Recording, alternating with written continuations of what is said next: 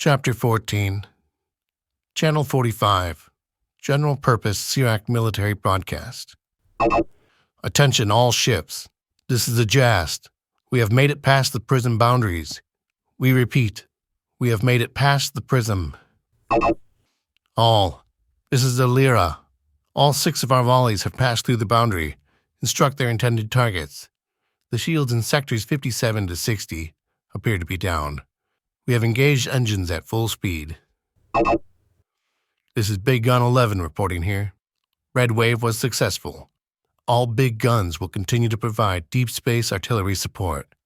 Ensure all your future targets are plucked from the synchronized and integrated targeting list to prevent overlap.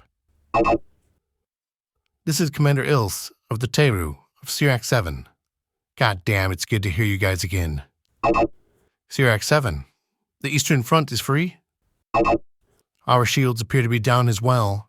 It came to our attention that communications were coming through. We missed the initial volley with you guys, but got our act together for the battle to come.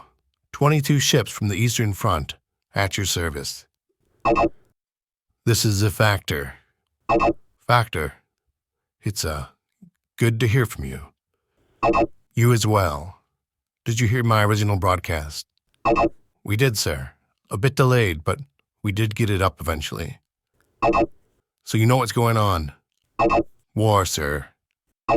War indeed. Preliminary reporting indicates 40% of the Federation fleet in Jace was destroyed by the initial volley. Commander Raton, any updates on the primary mission? Factor. The JAST and my ship, the Dagram, have managed to skirt past the battle lines and are coming around to the tunneler. We expect to intercept and destroy in less than 10 minutes. Our comms have begun to degrade as we near the tunneler's inherent field. This will be our last fleet-wide communication. Best of luck to the rest of you. See you all soon. Good luck. Commanders, take control of the battle space and operate as you see fit. Factor out. The Dagram. There it is, burst out Holland. The tunneler. The readings on his radar display were malfunctioning.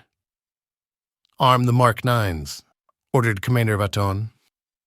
We will strike at the 2 and 4 o'clock positions. The JAST will strike at the 8 and 11. He surveilled his crew on the bridge and found the ship's intelligence officer staring fixedly into the tunnel. What is it, Interi? I can tell when you've got something to say, asked the commander.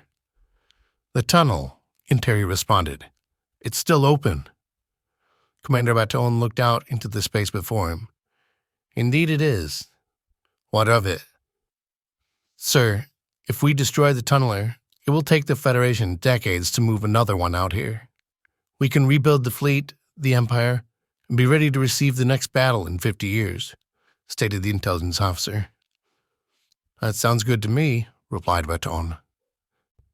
The prism malfunction was a moment of opportunity that we seized, changing the course of the war. I think, however, we may have another such opportunity, Interi said. And what would that be? The tunnel. The idiots manning the tunneler left it open.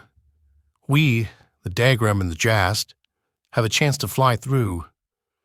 We wouldn't stand a chance on the other side, but we may last just long enough to turn around and blast the Federation side of the tunneler to bits.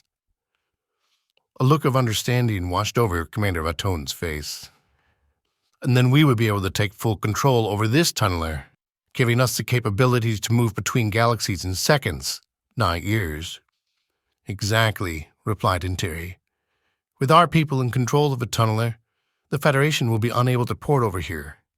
We, on the meantime, can port over to any of the non-Federation tunnelers and the old Spaceport system, of which there are still plenty. The commander paced around the bridge for a minute, hailed the JAST, and prepared a long-range transmission to headquarters. Tank transport ship. Mac, the man known as Rowless Tooth, tried to control his breathing, rather unsuccessfully. He looked out into the space before his ship. Behind him was the tunneler. The monstrous, circular structure was now shrinking in his view as the ship put some distance between it. Before him was an amassed war fleet, the Federation's roaming and reserve fleet all put together. Surrounding the massive warships were thousands of tiny flecks, the fleet's fighters. "Reinforcements have arrived," Max said into the communicators, smiling. "All non-military craft are to evacuate the area. Clear out, Buzzard," a man with a harsh voice responded. Max's eyes widened. "What a bunch of bastards," he muttered under his breath, diverting his ship's course away from the intergalactic freeway. A green burst suddenly appeared in his peripheral vision, and Mac dove for cover. The mountain-sized energy ball flew just past his ship, and the captain breathed a sigh of relief. "Quit firing, goddammit! I'm diverting already. Are you trying to get us killed?" He spat into the comm system. There was a bright explosion of light that illuminated the small, one-man bridge. Mac ran to the window and peered out. A Sirak warship was in flames, broken in 2 pieces. Another Sirak warship was banking hard near the wreckage of the other craft. Mac was nearly blinded as another energy burst flew by his ship. "Hey, Federation scum," burst out a voice over the communicator. "We've got one word for you." The voice paused as there was an audible click. Mac watched as 2 blue torpedo bolts fired out from the ship. The voice came back. "Eat." The neon green Federation burst slammed into the Sirak ship, melting the entire front half. The 2 blue torpedo bolts continued to arc away from each other and towards the tunneler. There were 2 small, umbrella-like explosions.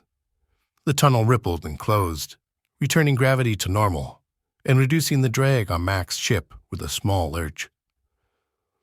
A red ring formed along the inner portion of the tunneler, growing brighter each second. Then smoothly, without any explosion, the tunneler split into 2 pieces and began to drift away from each other as the rings also separated.